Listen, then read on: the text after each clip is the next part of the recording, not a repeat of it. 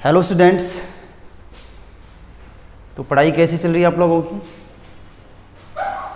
पिछली क्लास में हम बात कर चुके क्रिस्टलीय ठोस की, क्रिस्टलाइन सॉलिड की, और हमने उसके करैक्टरिस्टिक की बात की, उसके गुणों की बात की, अभिलाक्षणिक गुणों की बात की। ठीक है, आज हम बात करेंगे क्रिस्टलीय ठोस के भी कितने प्रकार हैं। देखो एक बार थोड़ा सा रिवाइज हम कर लेते हैं। हम पढ़ क्या रहे हैं? सॉलिड स्टेट ठोस अवस्था हम पढ़ रहे हैं। ठीक है, हम इसमें पढ़ चुके ठोस क्या होता है, डेफिनेशन हम उसकी पढ़ चुके, उसके प्रकार पढ़ चुके, टाइप पढ़ चुके। दो टाइप का होता है। ठीक है, कौन कौन सा? क्रिस्टलीय ठोस और अक्रिस्टलीय ठोस। ठीक है, अब हम बात करेंगे क्रिस्टलीय ठोस की, क्रिस्टलाइन सॉलिड की। क्रिस्टलीय ठोस और इसके भी टाइप होते हैं। देखना भाई, समझना आप लोग। क्रिस्टलीय ठोस जो है, क्रिस्टलाइन जो सॉलिड है, एक ट्रू सॉलिड है, और सारा जो खेल है वो किसका है? पार्टिकल्स का, कंस्टिट्यूएंट पार्टिकल का, अवयवी कणों का, मतलब जिनसे मिलकर पदार्थ बना है। ठीक है, पदार्थ जानते हो, द्रव्य जानते हो आप लोग, द्रव्य के टाइप जानते हो, सॉलिड, लिक्विड, गैस। सॉलिड हमारे सिलेबस में है। सॉलिड के भी दो टाइप हम पढ़ चुके, क्रिस्टलीय ठोस और अक्रिस्टलीय ठोस। ठीक है, अब हम क्रिस्टलीय ठोस के भी प्रकार हम पढ़ रहे हैं। तो क्रिस्टलीय ठोस में है क्या? पार्टिकल है, और पार्टिकल की क्लॉच पैकिंग है। पार्टिकल जो है इनकी क्लॉच पैकिंग है, बिल्कुल पास ही है। और क्यों है? क्योंकि अंतराणविक जो आकर्षण बल है, इंटरमोलिकुलर जो फोर्सेज है, वो कैसे हैं? स्ट्रॉन्ग है। ठीक है, तो अब हम बात करेंगे क्रिस्टलीय ठोस के प्रकार। तो देखो भाई, जो अवयवी कण है उनमें जो बंधन है, उनमें जो बल है, बंधन जो बल है, उनके आधार पर क्रिस्टलीय ठोसों को डिवाइड किया गया है चार भागों में, चार पार्ट में क्लासिफाइड किया गया है। किसको? क्रिस्टलीय ठोस को। ठीक है, तो पहला जो पार्ट है वो है आपका आणविक ठोस। पहला जो पार्ट है वो है आपका आणविक ठोस, मोलिकुलर सॉलिड, आणविक ठोस। ठीक है, जिसे हम कहते हैं मोलिकुलर सॉलिड, मोलिकुलर सॉलिड। ये पहला पार्ट हो गया। दूसरा जो भाग है इसका वो है आपका आयनिक ठोस, आयनिक ठोस, जिसे हम कहते हैं आयनिक सॉलिड। तीसरा जो भाग है इसका पार्ट है वो है आपका धात्विक सॉलिड, धात्विक ठोस, मेटालिक ठोस।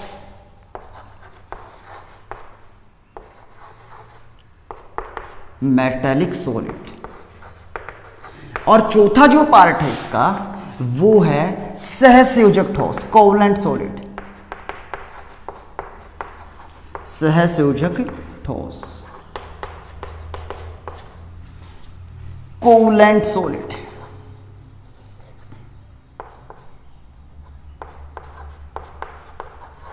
Covalent solid. ये चार प्रकार है किसके? क्रिस्टलीय ठोस के। ठीक है, क्रिस्टलीय ठोस क्या? जिसमें अवयवी कणों की जो व्यवस्था है वो कैसी होती है? नियमित होती है। और इसके कितने पार्ट? चार। पहला कौन सा? आणविक ठोस, मोलिकुलर सॉलिड। दूसरा कौन सा? आयनिक ठोस। तीसरा कौन सा? धात्विक ठोस, मेटालिक सॉलिड। चौथा कौन सा? सहसंयोजक ठोस, कोवलेंट सॉलिड। इसका एक नाम और है नेटवर्क ठोस, नेटवर्क ठोस। ठीक है, ये दूसरा नाम है इसका। तो ये चार प्रकार हो गए क्रिस्टलीय ठोस के। अब देखो, ठोस क्या? जिसमें अवयवी कण है और पास है। अब देखो, सबसे पहले हम बात कर रहे हैं अवयवी कण क्या होते हैं? अणु, परमाणु और आयन हम पहले बात कर चुके। ध्यान से समझना, नाम से ही पता चल रहा है, नाम से ही देखो। आणविक ठोस, ठोस क्या? जिसमें अवयवी कण बिल्कुल पास होते हैं, क्लोज पैकिंग होती है। अवयवी कण क्या? अणु, परमाणु और आयन। ठोस की बात हो गई। कैसा? आणविक। मतलब ऐसा ठोस जिसमें क्या हो, अणु, मतलब अविवीकण किसके रूप में होंगे, अणु के रूप में होंगे, उसे हम क्या कहेंगे, आणविक ठोस। मतलब ऐसा ठोस जो किससे बना हो, अणुओं से बना हो, उसे हम क्या कहेंगे, आणविक ठोस। ठीक है, ठोस क्या है, ठोस क्या है, अविवीकणों की क्लोज पैकिंग से जो बना है वो पदार्थ है ठोस। हम बात करेंगे आयनिक ठोस की, मतलब यहां पे अविवीकण क्या होंगे, आयन होंगे। हम बात करेंगे धात्विक ठोस की, मतलब यहां पे अविवीकण क्या होंगे, धातु होगा, यहां पे मेटल होगा। हम बात करेंगे सहसंयोजक ठोस की, मतलब यहां पे अविवीकण क्या होगा, एटम ही होगा यहां पे। चारों की हम बात करेंगे, लेकिन बॉन्ड कैसा होगा, सहसंयोजक, कोवेलेंट बॉन्ड होगा यहां पे। ठीक है, तो हम इन चारों की ही बात करेंगे। सबसे पहले हम बात करते हैं आणविक ठोस की, मोलिकुलर सॉलिड की। देखना भाई, समझना ध्यान से आप लोग, इसकी हम बात करेंगे, एक बार नोट कर लीजिए आप लोग।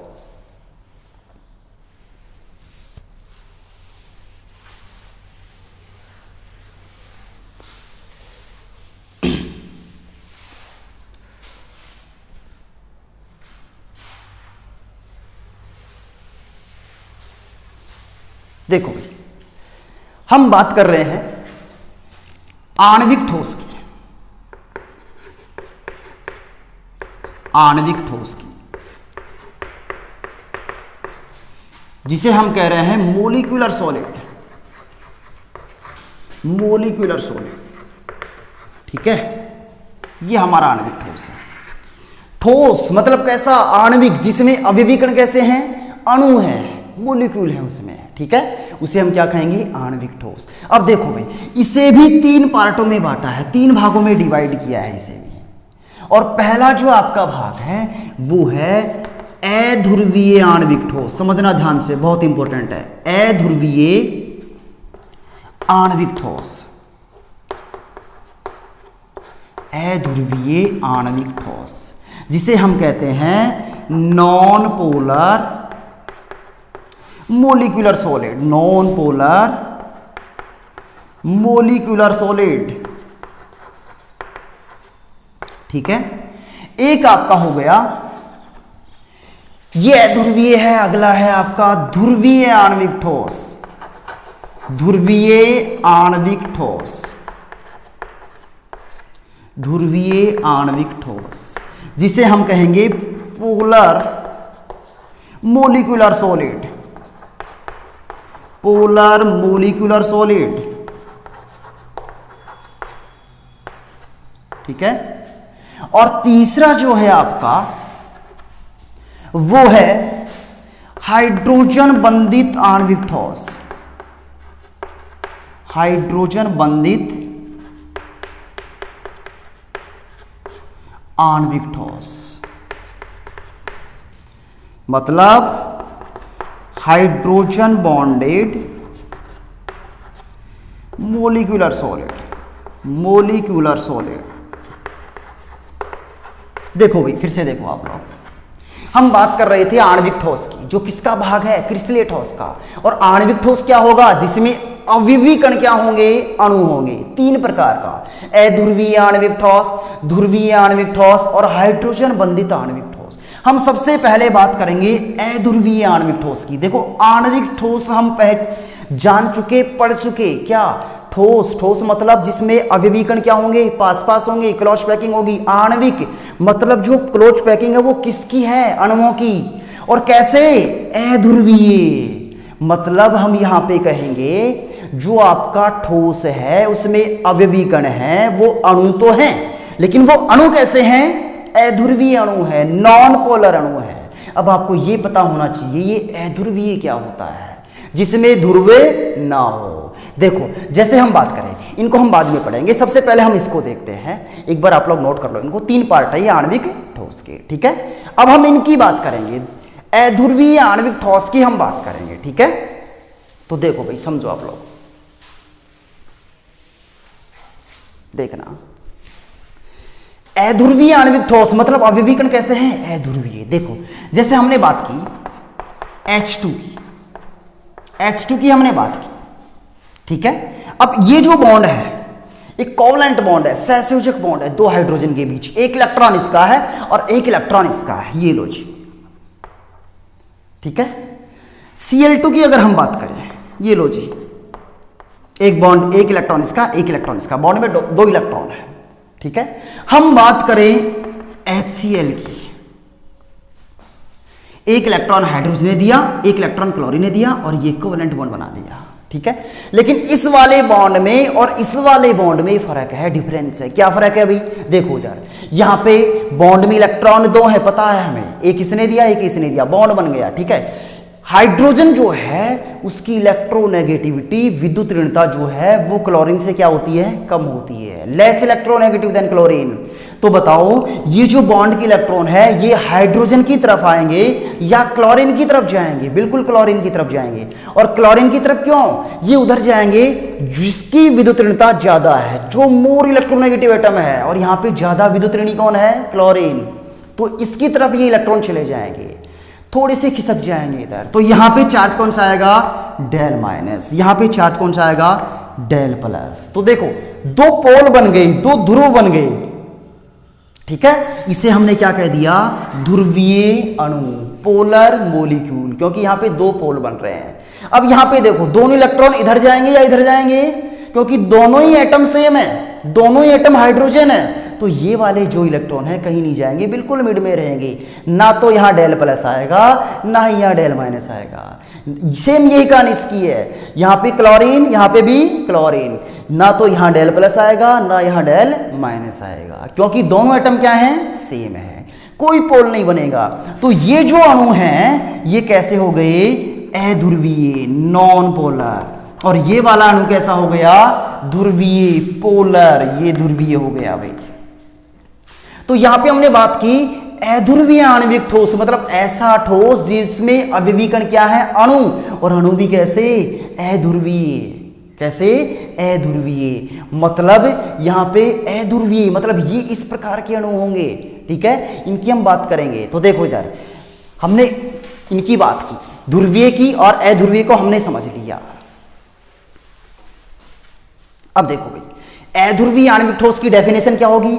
वह आणविक ठोस जिसमें अभिवीकरण कैसे होते हैं? अध्रुवीय होते हैं। अध्रुवीय की हम एग्जांपल की हम बात करें, जैसे आपका Cl2 है, H2 है, मतलब जो भी आपका अणु है उसमें एटम क्या होनी चाहिए? दोनों सेम होने चाहिए, समान होने चाहिए, ठीक है।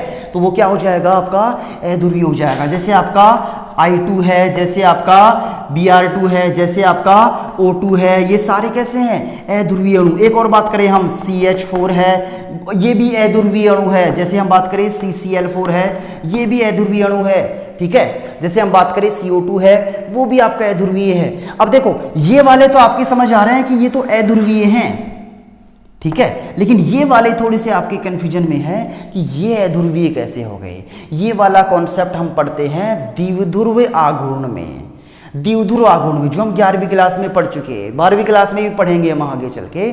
ये देखो होता क्या है, वह अणु जिसका द्विध्रुव आघूर्ण, डाइपोल मोमेंट, मतलब म्यू जिसे हम कहते हैं, आप लोग पढ़ चुके, याद करो, म्यू बराबर होता है Q इंटू डी, क्यू कह दे या ई कह दे की बात है, चार्ज होता है और ये डिस्टेंस होता है, ठीक है, आवश्यक मध्य दूरी होती है, ये क्या होता है? चार्ज। तो देखो हम क्या कहते हैं, पढ़ चुके पहले, क्या कि म्यू का मान 0 है, मतलब द्विध्रुव आघूर्ण अगर 0 है तो वो अणु कैसा होगा?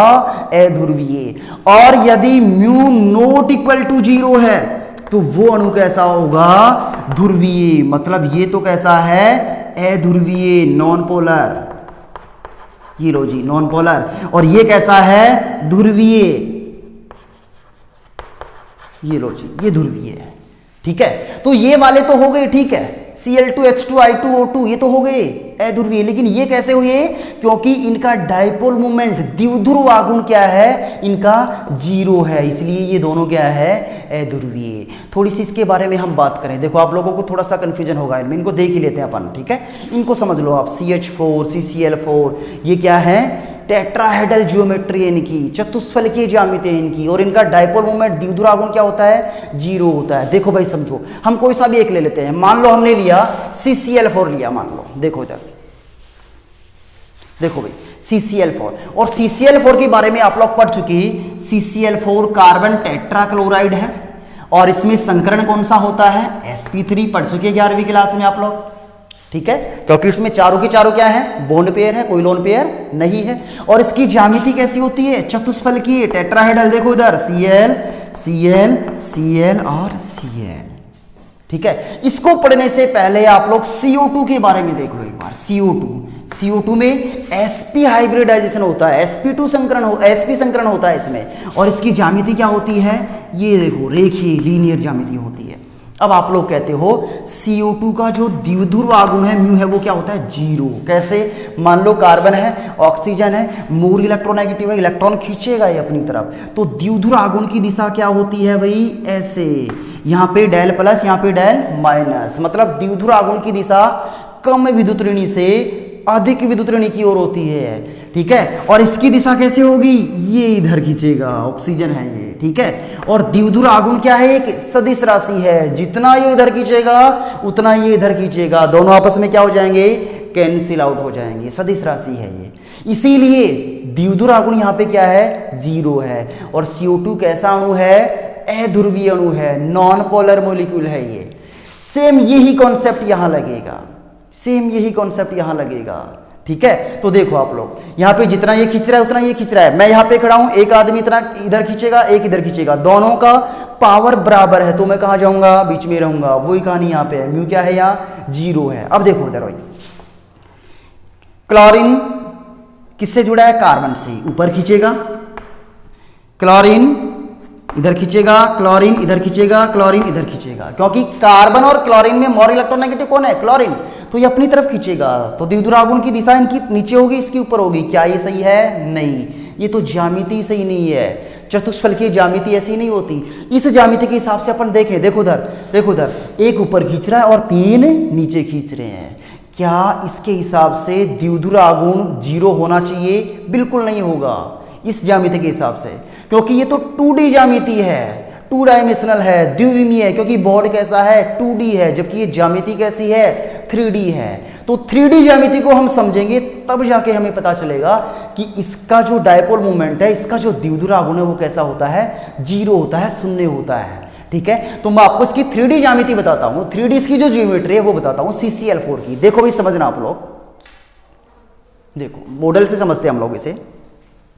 ये वाला आपका कार्बन है, ठीक है, ये ज्यामिति ऐसी नहीं है, रियल में ऐसी है ये ज्यामिति। देखो इधर ये वाला कार्बन है, ये 4 क्लोरीन है, क्लोरीन क्लोरीन क्लोरीन क्लोरीन।